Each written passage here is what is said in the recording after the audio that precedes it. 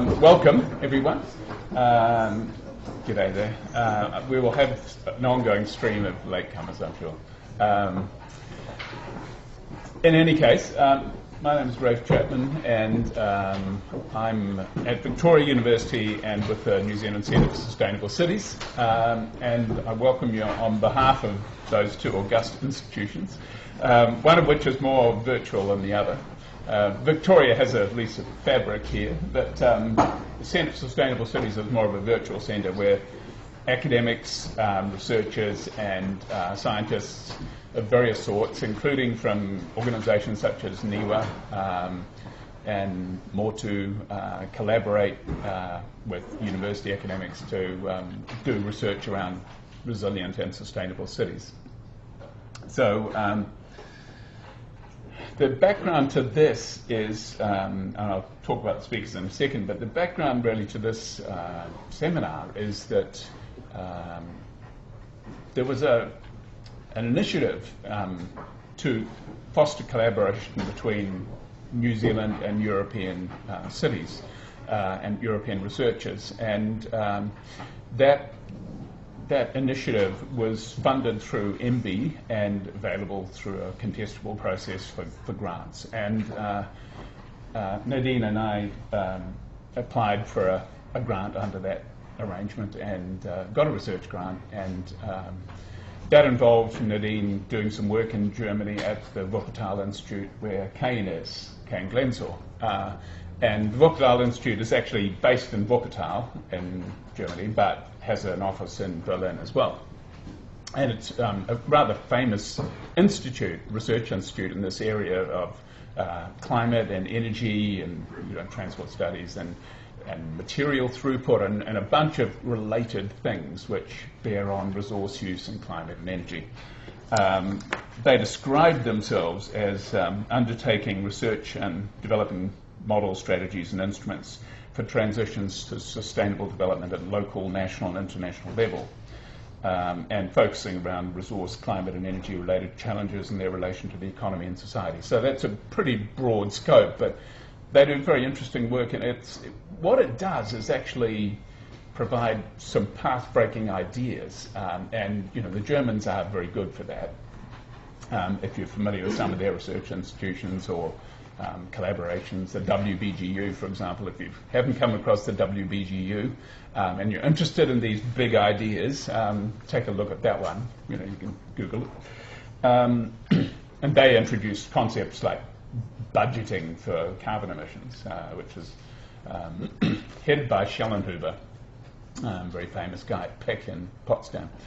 But I'm getting off track. The Wuppertal Institute is very interesting institute with whom we've collaborated, and Oliver La, and who's head of the Berlin office, and Kain have been the two collaborators we've worked with.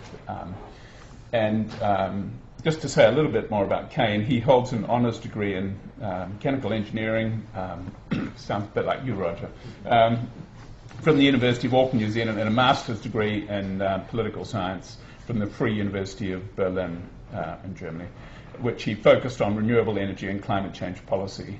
He's been working at Wuppertal, the Institute, since 2013 as a research fellow, working on European and international research projects on sustainable urban transport, policy assessment, climate change adaptation, energy efficiency, and the science policy interface. That's quite enough to keep him busy. And a few words about Nadine. She came to New Zealand on a Fulbright scholarship, and I snapped her up as a bright young student, and she did a PhD with me. That's my connection. And she is now a transport advisor at Wellington City Council. Just started. She undertook this project with me as postdoctoral research at Victoria University, and the New Zealand Centre for Sustainable Cities. And as I say, it was funded by the Ministry MB through the FRIENDS program, which is European New Zealand Collaborative Program, and designed to foster ongoing collaboration between researchers in the two countries, between New Zealand and European continent, really. So I thought we'd structure this by starting with Nadine and then moving on to Kain. And if you've got urgent questions or clarifications, stick up your hand. Otherwise, we'll just go through the two and then take questions as a whole towards the end. So we should have a quarter of an hour each and then time for quite a few questions. So, yeah, let's roll. Welcome, Nadine. Hi, thanks for coming. I'll say to start that my presentation does have a lot of charts and graphs, so if they don't make sense to you or you can't read them, do put your hand up and I'll try and explain. So, as Ray said, thanks so much for MB for funding this research, and as well as the Friends program and our partner in Europe. And thanks so much to Ray for guiding me in this process.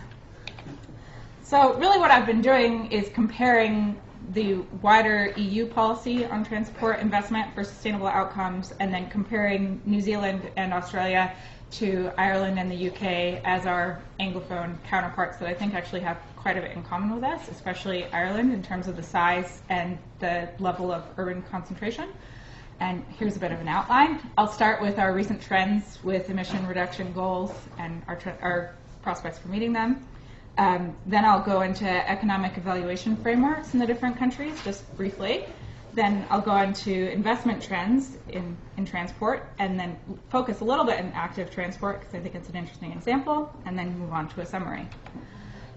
I'll start with kind of what I think the central government's role is in emissions reductions from transport. Obviously, cities and regions play a huge role in this, but the central government sets goals in the strategic direction.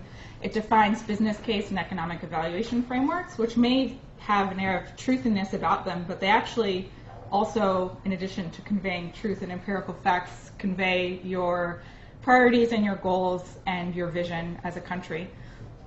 And there's an increasing emphasis in them on the side effects and co-benefits of particular transport modes, and those can be positive, like positive health benefits, or negative external costs, like noise.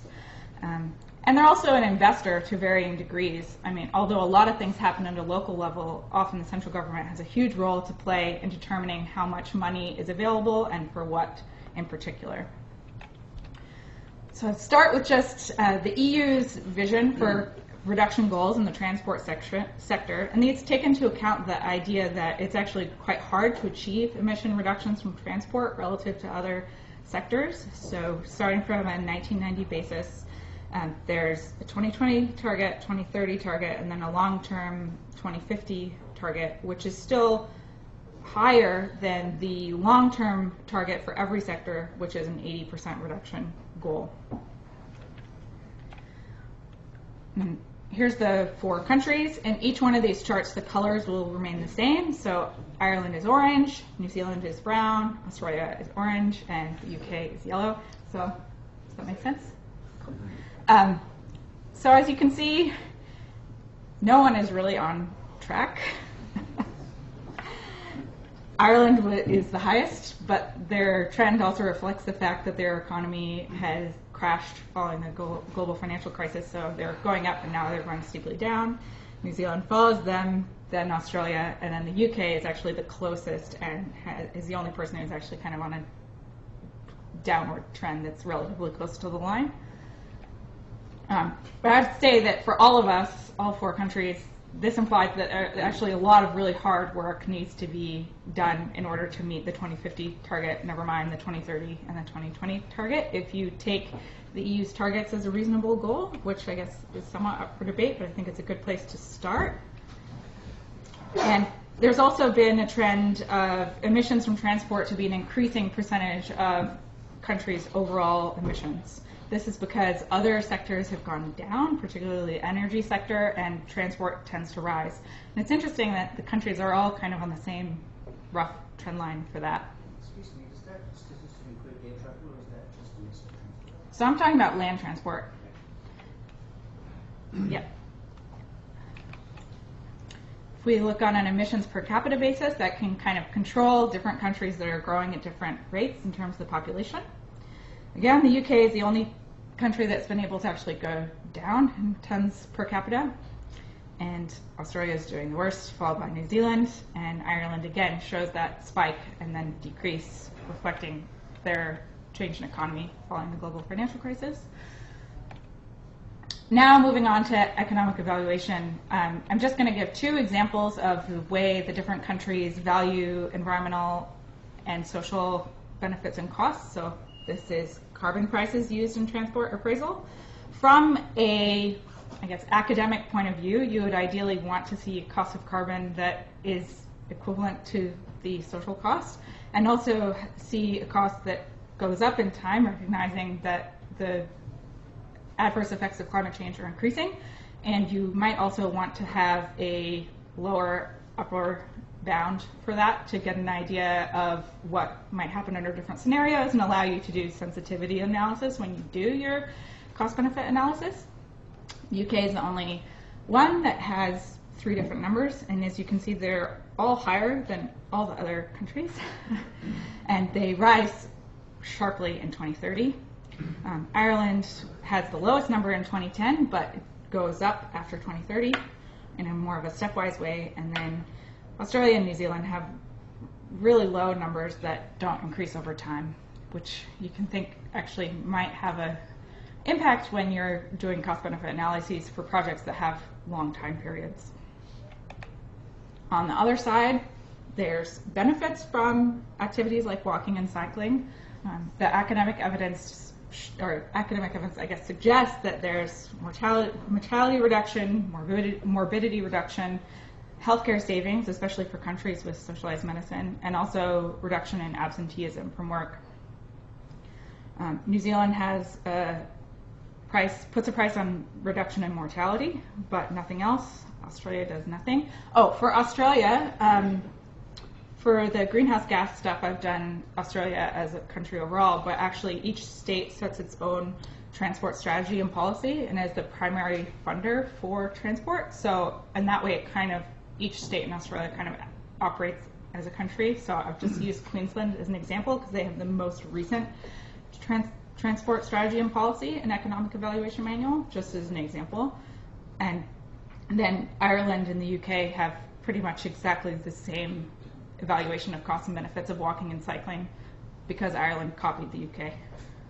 What does $1.30 per kilometre mean? So for each, that's the price that is a benefit. So for each kilometre that someone might cycle, there's $1.30 benefit to society.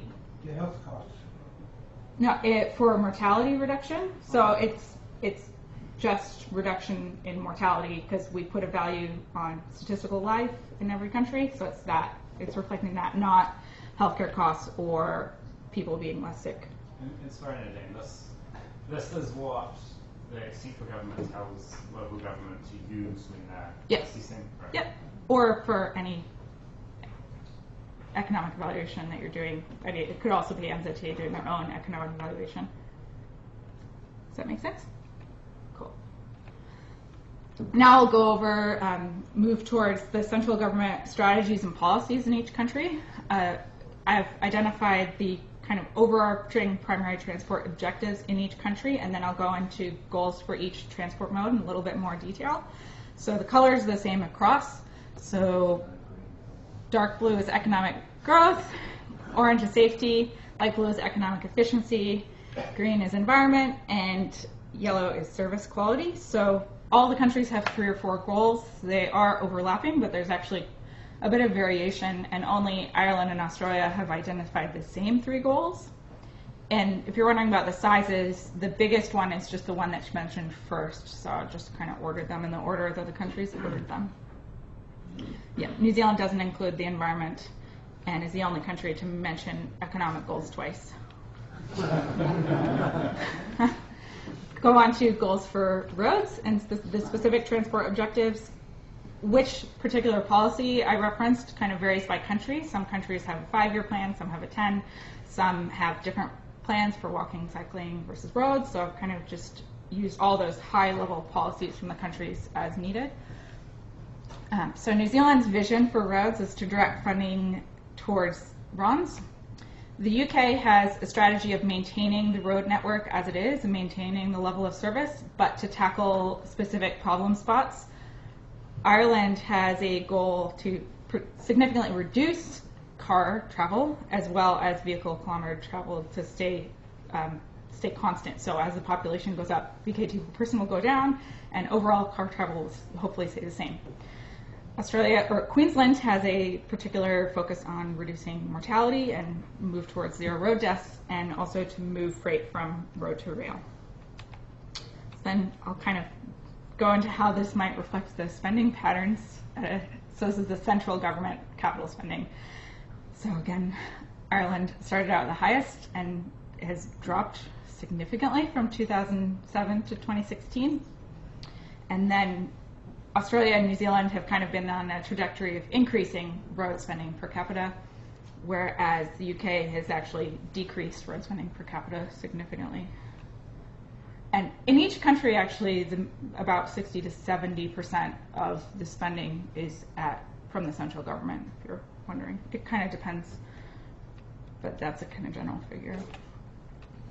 Might be wondering, so that's per capita, but what's the percent being spent on roads versus sustainable modes, which I just said is kind of multimodal projects, walking, cycling, and public transport. The UK is really high, and that's almost all actually for their national railway network, some for their local public transport, and not very much for walking and cycling. Australia has gone down a little, and Ireland has gradually been increasing the percent put into sustainable modes and decreased vastly the amount spent on roads. And New Zealand has stayed pretty constant, but in the past few years has decreased the amount spent on sustainable modes. And while there has been an increase in walking and cycling spending, there's been an equivalent decrease in public transport spending, so that's why the overall number has stayed the same or gone down a little. So move into the transport objectives for active transport. New Zealand focused on increasing safe cycling without further explanation.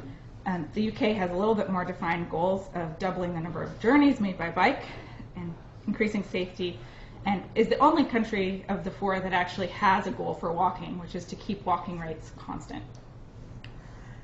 Ireland has a really ambitious goal for cycling from a very low base of 2% of trips. They want to increase it to 10% of trips by 2020, which I say is incredibly ambitious. And Queensland also wants to double and improve access to active transport. So just go on to how that reflects in spending patterns. I didn't include Queensland because apparently money isn't necessarily earmarked for active transport. It more gets allocated to the cities, who then allocate it to active transport, so it's kind of hard to see. But for the UK, New Zealand, and Ireland, they've all shown a very similar pattern to have from very little spending in 2007 and increase until today, but still all spending less than 3% of their central government budget on active transport. And almost all of this money, by the way, is spent on cycling, very little on walking. And then the projected from 2016 to 2021, it shows a decrease, but my inkling is that's because some of it just gets allocated to cities who then allocate it. So I would imagine that in the future those numbers won't be going down. It's hard to exactly know, though, what cities will do if they haven't allocated it to a mode yet. So this is just to make the point that having something written in your plan doesn't necessarily mean that it's going to happen. You actually have to have a way of making it happen. So the UK adopted a cycling goal in 1996 in their first cycling strategy, and they thought that cycling was going to increase significantly, and it actually went down. And then in 2000, they realized that things weren't really going according to plan, so they kind of slightly reduced their goal, but still didn't get anywhere close to meeting it.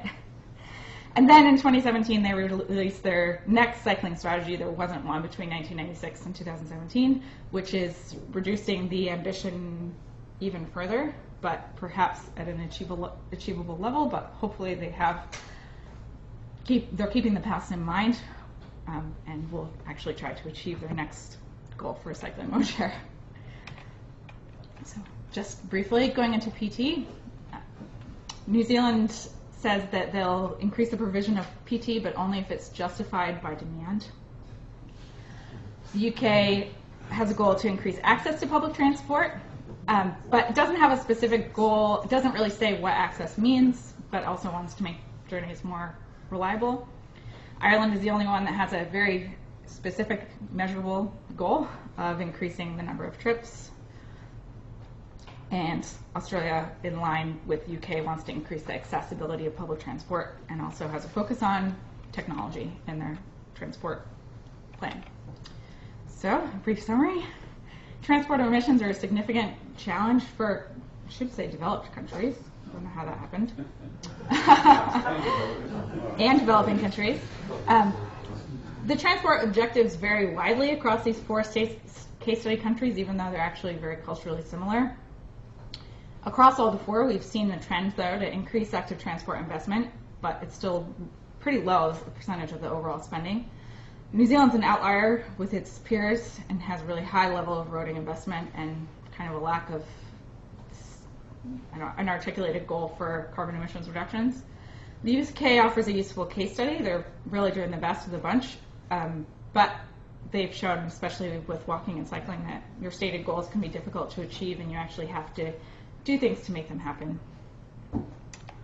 Yep, so thank you, and we can hold the questions to the end. Thank you.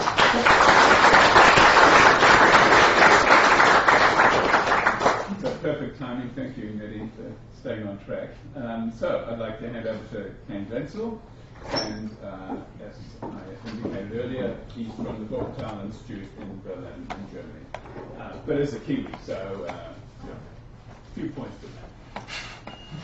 Thanks, Kain. Yeah, sort of related to Nadine's presentation, but I'll be showing some of the ways that the EU shapes transport policy in the European Union and some little things that I think maybe could be useful to take with that. Looking at the direct and indirect ways that the European Union shapes transport, but also some detail on the Sustainable Urban Mobility Plan process that the European Commission initiated.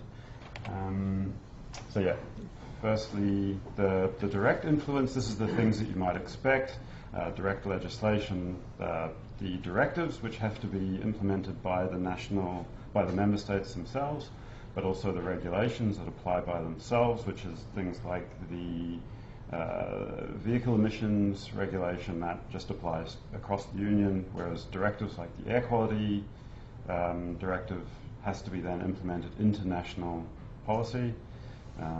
That allows a little bit of wriggle room that is taken advantage of often, but they have regulatory power in energy, transport, air quality, including mandating monitoring of air quality, transport CO2 emissions, because those are actually excluded from the ETS for potentially dubious reasons, but anyway, and also energy efficiency, which also is related to the way to new car standards.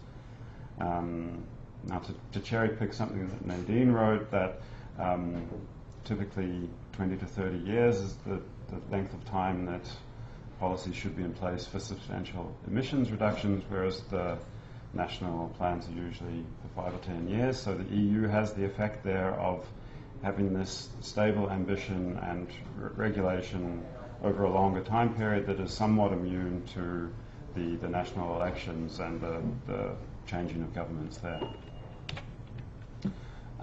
Where it's perhaps a little bit more interesting for countries outside of the EU is the way that the EU has indirect influence.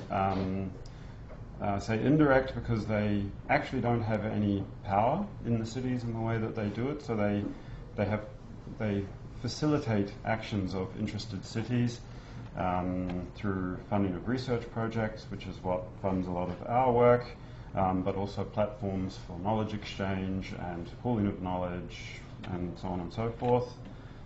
Here are some of the things, especially the big one is the Horizon 2020 research framework, which runs from 2016 till 2020 with 30 billion euros of funding, 6 for energy, 6.3 for transport, and the climate action, environment, resource efficiency and raw materials gets another 3. So all of these things have some link with transport research and improvements. There's also things like the ELTIS platform, which is, quote, facilitates the exchange of information, knowledge and experiences in the field of sustainable urban mobility. So that's where researchers put tools. If we get things from our research, we can put them up there, and it's just a big database and forum for exchange. And a network of cities called Civitas, which is similar but specifically for cities to talk to each other, and they run projects themselves. Some of our Horizon 2020 projects sort of forced to be part of the Civitas program, so we work with other research projects to get co-benefits from the research and so on. And the specific thing that I'll be talking about next is the Sustainable Urban Mobility Plan, SUMPS, horrible name, but a good idea, which is sort of nested in the ELTIS program. But just firstly, a little summary of what I think the EU can sort of show New Zealand there is that even if the national ambition may be lower than the cities would like, there are ways to take action and to do things themselves. And so that's sort of the aspirational idea, but very specifically, there's a wealth of information being generated in the European Union through these platforms and the research projects, a lot of which is available just on the internet to anyone. But also New Zealand cities and partners are eligible to participate in Horizon 2020. Not eligible for funding, but if funding can be found, participation would probably be welcome. Geographic spread of partners is always seen as a good thing in our projects, albeit within Europe, but I'm sure that would apply to New Zealand, especially as, can't downplay this, the novelty factor. People are always asking about New Zealand. It's like the promised land to Europeans, to a lot of them at least. So yeah, you can use that to your advantage. And of course, the other thing is just participating in things like the knowledge sharing platforms. It's all open. Well, a lot of it's open, webinars, e-learning, so on, so on, so on. So yeah, now some words on the SUMP process. The background is that it started in 2009 with a paper that the European Commission put out with the aim of accelerating the take-up of SUMPs, which is, as they say, a new planning concept able to address transport-related challenges and problems of urban areas in a more sustainable and, crucially, integrative way. Recognising that transport, of course, affects so many parts of urban life, the urban environment in general, quality of life of residents, through urban form and design aspects, health and air pollution issues, of course, CO2 emissions, and I think often underplayed point of view that the European Union pushes quite a lot as a lot of the fuel that a lot of transport uses is imported. So there's an energy security and geopolitical aspect to that moving to more sustainable modes addresses.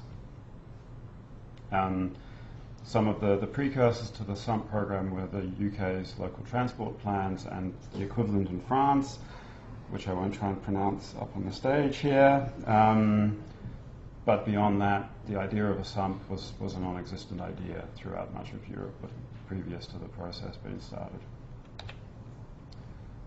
Some of the key differences between traditional planning and sustainable urban mobility planning is, I won't go through all of them, but crucially for me is the focus moves from traffic to people. So what do people need to do, where do they need to be or go?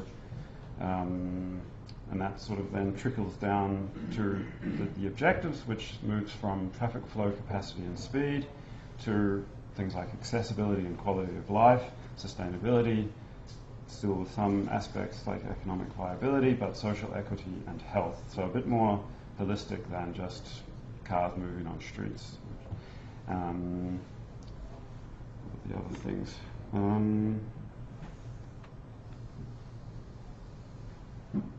And something that will come up in one of the later slides is that flows through to one of the other foci there.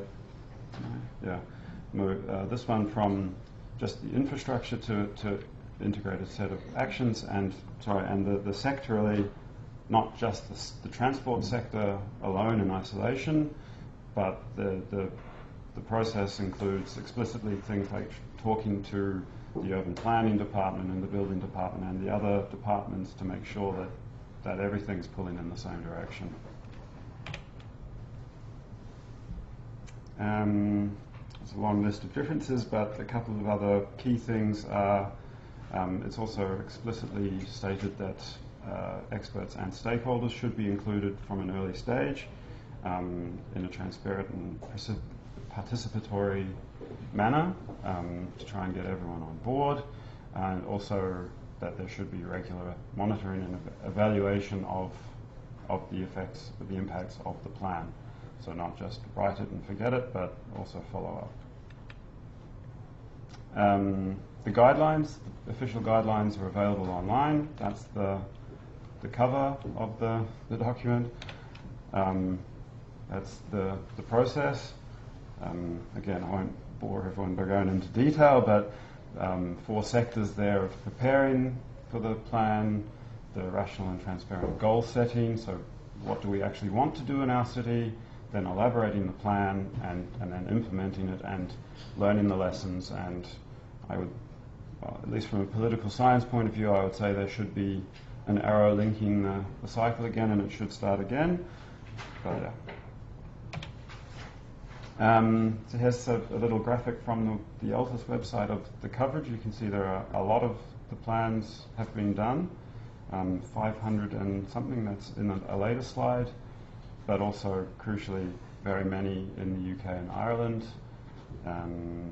as per Nadine's the countries of interest there. So lots to look at if anyone's interested.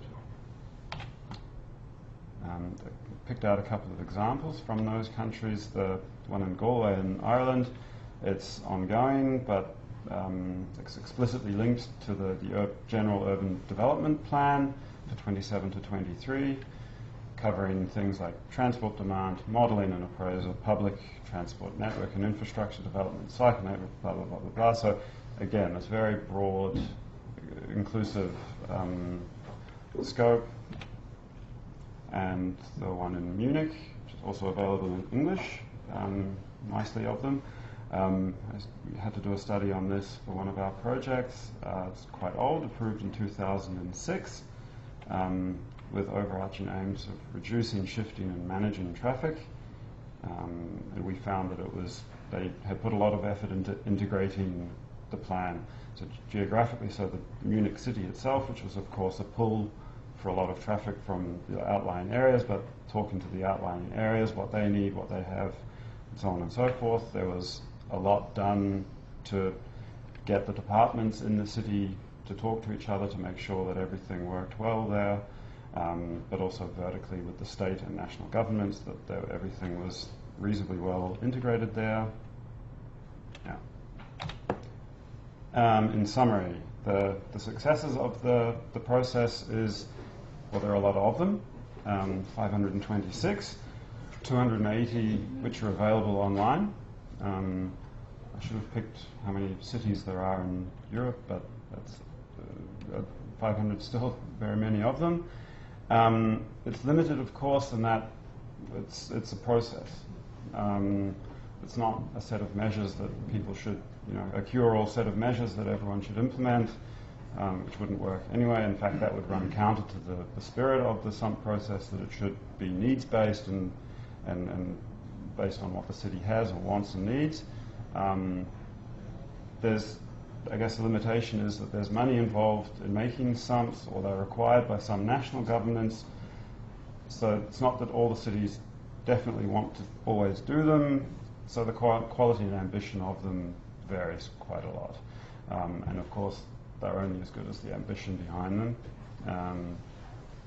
as such, also the effectiveness as they're a process is difficult to measure because it's even difficult to work out how effective a measure is in a certain city, let alone the process which may have led to those measures being implemented. But there are plenty of projects that we work on that looks at least into the measures, and one particular one is SUMSUP, where, another horrible name, but we will look into what cities need to further their SUMP development process and how that can be improved, and again with a lot of co-benefits,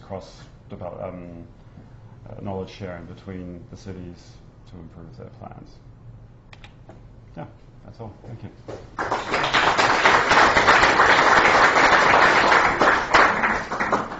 Thanks very much, Kain. And I think what that does is illustrate the extent to which, if you're thinking about transport in a modern way, if you like, maybe a postmodern way, you're not just thinking about transport alone, and its integration with other aspects of, for example, urban design and form is absolutely critical. Integration across modes is vital. Thinking about how it fits with the planning system is really important. And then thinking about the different outcomes that you're trying to achieve as a government or a local government is very important. So the connections to things like health. Hi, Simon. Health outcomes, the things related to energy security, carbon emissions, of course, which I'm particularly interested in. But all aspects which Kain touched on and Nadine has started with, they're vitally important. So it's an integrative sort of systems picture that we're trying to paint here, and trying to get away from a narrow perspective on these things. So at this point, we've got time for questions. We've got 20 minutes or so. So there's a lot more we can explore in here, and as I indicated earlier, it's in a way just scratching at the surface. Nadine's put together a couple of good papers which we'll get out on the Centre for Sustainable Cities website, one about the cost-benefit process and one about transport investment. And Kain's got a wealth of background knowledge about how things are going in Europe, which is extremely useful to have a picture of where New Zealand will be probably heading in the next 20 or 30 years. So open to questions. I'm sure you've got one or two. I think Roger had his hand up first as a good politician. So Roger Blakely. Yep. Well, thank you, Nadine and Kain. That's very helpful. Firstly, in relation to your summary, Nadine, if I just try and summarise what I think you're telling us is that what your analysis is showing that New Zealand has high roads investment, no environmental goals in its transport strategy, no carbon reduction goals, low public transport investment, and low active transport investments, which pretty well summarises why many of us feel so depressed about our transport strategy. Would you mind you two standing up so that we can just capture and speak into the microphone, we can hopefully capture the remarks here as well. So New Zealand does have carbon goals. It's just that within transport they're not specific or defined. They're time bound. So yeah. So my question was really for both of you. So do you have any reflections on the difference of transport strategy, obviously between New Zealand and the European Union, and anything insightful on that, which I'm sure you have. And secondly, I think you're asking the question, Kain, so what can cities do about it? Their governments are not prepared to do anything about things like climate change, or not much. What can cities do? And one thing they can do is quality compact city strategies, which both Auckland and Wellington City have, which probably, more than anything else, is going to be instrumental in reducing carbon emissions. Any comment on that? Well, one little silver lining of all of this is that active transport tends to be relatively cheap. Sorry, we can't hear you. Right, yeah.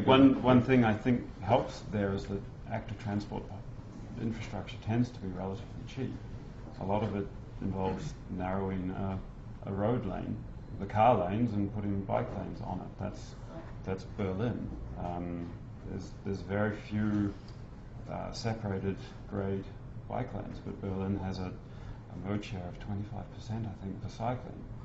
But the infrastructure is terrible in parts. So, Kain, it's no more expensive to do that in New Zealand, is it? Or in Wellington, for example? Of course not. No, I think if you had to do it the other way, and cars were the great thing, it would be problematic because the infrastructure is relatively expensive, whereas active stuff tends to be cheaper. So I think that leaves a wriggle room that there's plenty that could be done without there needing to be a lot of money coming from above, potentially, especially when the low-hanging fruit is still there to be picked. Any more elaboration on that answer from either of you? Nadine? Oh, I mean... It was a very good question, I think. Yeah, I mean, I've tried in my report to really just stick to the numbers and do a 10-year time period so it's out of any specific government. But I would say that, yes, I mean, New Zealand has a long way to go in the transport sector and carbon emissions reductions if we want to be real about, and even a 50% reduction goal by 2050. That would be my take on it. I'm going to take David's question in a moment, but just let me add that the 50% reduction goal, in my view, is not a realistic goal. It should be much more by 2050. That's contestable, but 80% would be a lot safer. But anyway, David. Yeah. Nadine, I much enjoyed your presentation, particularly the graphs, but I noticed when you talked about central government roles, you didn't include tax and regulation policies. Does that mean you think these should probably sit with cities? No. I mean, my research was really focusing on transport investment and transport evaluation frameworks. I mean, I think the EU actually, the primary thing that the EU does is set fuel efficiency standards and do things more on the tax side of things that have been very effective in achieving their efficiency goals, which Kain could probably talk more about than I could. So, I mean, that is a useful case study as well from the EU. Could you comment on the range of instruments that the EU is using, Kain? Well, regulation as well as fiscal and others. It's probably a bit above my station, actually. But, go on, give it a go. Taxation actually is something that the EU has absolutely hands-off, never ever any jurisdiction over. That's something that the member states guard very closely, taxation policy. They have the regulations on efficiency. I personally don't find them that effective necessarily because they just cause rebounds potentially, or at least a lot of the benefit is then eaten up by rebound effects. And as you've seen, the regulations were fairly lax, and in my previous position we worked on an analysis that actually the regulation, the way that regulation was applied was so lax that the real world fuel efficiency wasn't actually increasing that much. The manufacturers were finding ever better ways of exploiting the loopholes to actually increase the fuel efficiency, even if on paper the efficiency was improving. So that's a contestable one, I think. So I'll get to you in a second, but Patrick Morgan, Climate Action. Question for Nadine. Given the compelling case for a fast transition to sustainable transport, makes you wonder why we're not doing it, but as we know, change can be hard. My question is, what do you see as the barriers to change, and do you have any thoughts on how to overcome those barriers? Sure. Just when I've been thinking about it from the economic evaluation framework side, it's also incredibly hard because that can be a barrier in itself, in that it's an incredibly onerous process to go through and might only be something that works if you're doing a really big project with really big costs and benefits, whereas below a certain level, walking and cycling projects may not go through that economic evaluation process before they're done, so you may not see those costs and benefits directly. But I think that that's a glimmer of hope that all of the countries have gone from basically no walking and cycling investment and, to some, and hopefully that trend will continue forward. It's definitely a great trend if it continues. Okay, apart from investing more, what other strategies do you see for overcoming resistance to change? Well, I think that might be outside of the scope of what I've been looking at right now. Yes, Sue, and then we'll come to the pack. Oh, and Ellen, yeah. And, Regional Councillor. Just zeroing in on air quality, a question for change. My understanding is one of the mechanisms that some of the European cities are using are low emission zones and also encouraging a switch away from diesel. I wonder if you could just expand on that. Explain what? About what is that? What is happening in those two areas of low emission zones and how they are, Paris and London looking at measures to disincentive, to penalise diesel cars and encourage a switch away from diesel and into electric. Well, the low emissions zone, I think that's especially strong in Germany. But that basically, there's a cordon around the city, and your car has a green, like a traffic light system, a green sticker, a yellow sticker, or a red sticker, and I think most cities now only have the green. So beyond a certain point, without the green sticker on your car, you just cannot enter it without some special dispensation, I think. Historical cars are excluded from that, I think, which is then potentially a loophole there, but it's not my area of expertise exactly. Is there a big fine if you ignore that? I don't know what the fines are, to be honest. And in Germany, I think that's only, certainly in Berlin, that's only manually policed. So you could, in practice, you could drive in. It's not like there are gantries with cameras checking or anything, but if you park it, yeah, and what was the other aspect? The diesel, encouraging a switch away from diesel. Well, I think that the European Union or the member states dived in pretty heavily to diesels as the silver bullet for their better fuel economy. But yeah, you've seen the Dieselgate things where, that relates to what I was saying about the energy efficiency standards being reasonably loopholey. The test is incredibly easy to see, so it's quite easy to set the software to get around those rules. But there's, I think, a lot more cities and recognizing that diesels aren't necessarily a good thing for their air quality aspects. How many are looking at banning diesels, I don't know. There's the big headline cases of Paris and London, but I'm not plugged in on that level. Sorry. Just before we come to those questions, I'd underline from a public health point of view, and I see Philippa and Michael Keel in the audience, that the awareness of the damage that diesels do to people's health has grown hugely, and the impact of low air quality on people's health is a major factor. So, in a sense, diesel for cars has been a gigantic mistake that has been made in the last 20 years and is now being reversed, and it will go.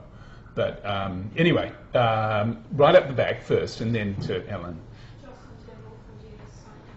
Sorry, can you speak up? Sorry. Jocelyn Turnbull from GS Science. So you showed that, and you said that historically it's been difficult to reduce emissions in the transport sector, and that's obviously true, but we have this really big opportunity at the moment with electric vehicles that could really change that. And I wonder if you could just comment on what you think about potential for uptake of electric vehicles and how that might change emissions in New Zealand and elsewhere. Sure. I think they definitely have a huge role to play, given that most carbon emissions are from private vehicle travel. The trends that you see in Ireland and the UK exist under a world in which they've actually met their electric vehicle targets for every year, and yet they're still not meeting their emissions targets. So there's a bit of a conflict there, whether that means that their electric vehicle targets and their fuel efficiency targets aren't ambitious enough, or if there's rebound effects in other ways. I'm not quite sure, but I mean, I think we kind of need to do every single thing that we can to reduce transport emissions across the board, increasing walking and cycling, increasing fuel efficiency, increasing electric vehicles. All of that is necessary if we really want to meet our targets for the future, I'd say. Yeah, I mean, from my point of view, electric vehicles only address one of the problems with cars, and there are very many of them. So I think the industry especially has a very large interest in pushing electric cars because they know their numbers up. If without electric cars, then they'll become ever more of a pariah. But yeah, they still the safety issues. They still have to be parked. That's something that automated cars, I think, and car sharing will address. Yeah. But that's right. That there's New Zealand has the advantage, of course, that the electricity generation is relatively clean, but if Poland switched to electric vehicles, that would not be good. It would probably be a worse outcome for climate change emissions. Somewhere like Germany, I don't know, but it wouldn't be as bad. But if without renewable generation, electric cars still have relatively high emissions, so that they're an opportunity for some part of the transport mix, but it's not like the silver bullet. And can I just add there that there's a lot of carbon embodied in the manufacture of electric vehicles, so the net lifetime gain is about 60%, but it's not 100%. So, leaving aside the issues of the other things that they don't tackle, electric vehicles do not get you all the way on carbon emissions, even in that sector. Yeah. Ellen, yeah. Thanks for interesting talks. Nadine, you highlighted that there's only one place that UK that has a policy on walking and what to do about walking, and I think that's tied with some of how things are funded and the mistake of lumping active transport all in one hit. But I was wondering that because it's the UK and they seem to have the most number of stumps, which is obviously the way that transport planning should be done anyway. I was just wondering if you've got a comment if that's one of the impacts of having so many stumps, that they've actually identified walking as its own thing, and maybe public transport, how that all ties in together. Well, I don't know enough about that in detail, but that's kind of what I was pointing at, that just because the central government says this is what should be done, doesn't mean that that's what the cities have to do, or that's all that the cities have to do. And that then the sumps is relatively independent of the central government. So there's sort of a disconnect there potentially, and if the central government doesn't have much ambition, the cities do, and we work with several, and they're quite engaged in our processes and whatnot, that's potentially where a lot of the benefit is happening in these engaged cities, but I don't know. There was one here, and then I'll come to you, Paul. Yeah. I'm wondering if either of you have looked much at the governance structures of these sort of peer countries. So, like in New Zealand, we have this central, regional, local structure who all have their noses in the transport strategy, I guess, which seems potentially maybe one too many levels. And I'm wondering if similar countries have similar structures, or I mean, the UK does, and also each of the sub-countries has the option to develop its own policies, so that even adds more complexity. Like Scotland or something. Yeah, so actually the economic evaluation and the policies I'm looking at are England and and Wales and Northern Ireland, and Scotland has chosen to make their own. So that adds even more complexity. So I mean, that's something that exists around the world, although there are different variations on that. So below that, they still have that regional, local. Yeah. Right. Can't get away from it. I think that the point too is that you'll always have the pie cut up and given to different bodies. Some of them may be at a higher level, but they may just be different departments within a city or a state anyway. And the crucial point is that everyone with a relevant stake has to be talking to each other and working together, whether that's levels or departments. That without that, there'll always be these clashes, and that's a barrier to implementation. But it's true to say, isn't it, Kain, that in Germany, for example, most of the non-federal decisions wouldn't be made at state level, they'd be made at city level. That depends on the sector. Okay. Well, I think transport, yeah. I mean, put it this way, this transport is largely city and to some extent federal and EU level. There are state roads as well. Yes, yeah. The lander, yeah. So what they would do, arterials and so on. Yeah. Okay. Okay. Leave that obscure topic. Yeah. Paul Bruce. Paul Bruce. Could you comment on the ambition to go zero emission public transport? There's quite a number of cities that have much stronger ambitions in terms of public transport, and I think Oslo led that by wanted by 2020 or 2025 zero emission, but it's sort of, and that's totally either electric public transport or some other way like hydrogen fuel cell. In London, they went to hybrids, which are not zero emission, but they're very costly, and it seems to be the battery buses, because they're different from electric cars, because electric cars mostly sit in a garage all day, but buses use the battery for 16 hours a day, and they tend to wear out, need replacing after about two or three years, so they're turning out far more costly. But light rail and trolley buses provide a real alternative for that. So that in France, in particular, they expanded light rail and trolley buses. There's a bit of resurgence on that as well. But could you just comment on that and the ambition to go to 100% electric? I think I have an easy answer, which is Altus and Civitas are really good resources of different cities to say what they've done and how it's worked, and have other people from other cities find them and get in contact and share their ideas. And that's kind of what those different programs are for. I think too that's focusing perhaps too tightly on one issue, and that's the emissions from public transport. But if you have very low ridership, it might be more effective to have diesel buses, which are still lower emissions per passenger kilometre than the cars that everyone was driving before. So that could be a good idea, it might not be. It depends on the situation and the needs and the situation as it is. Like light rail attracts new patronage wherever they put it in. They found that they actually does increase ridership quite significantly because of its amenity, quietness, ability to use your iPad or whatever.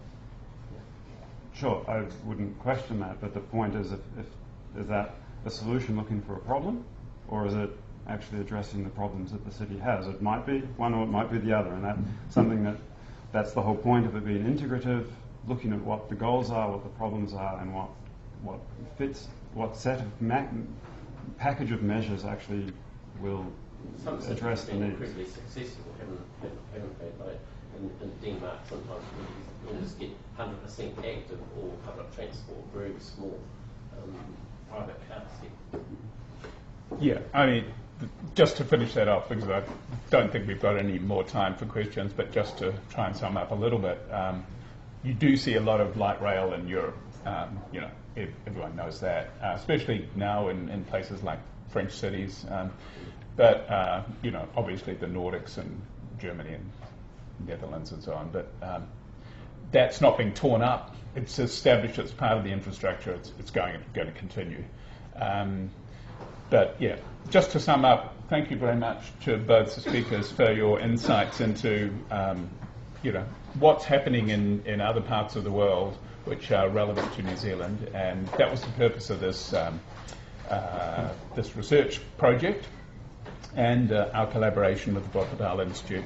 And in fact, there's other opportunities for collaboration through Horizon 2020, as Kain's pointed out. And if other people are interested in continuing work on this, yeah, let me know. Come and chat to Nadine or me or Kain while he's here, briefly, or contact us through email. But thank you all for coming along, and I thought it was it's an interesting ongoing debate, and I think it's something that it's good to have the Ministry of Transport represented here. Thanks for coming, Ralph, and other decision makers around government in Greater Wellington Regional Council and other places. So thank you for all participating, and I think it's a very interesting ongoing debate, and I hope it continues. So thank you.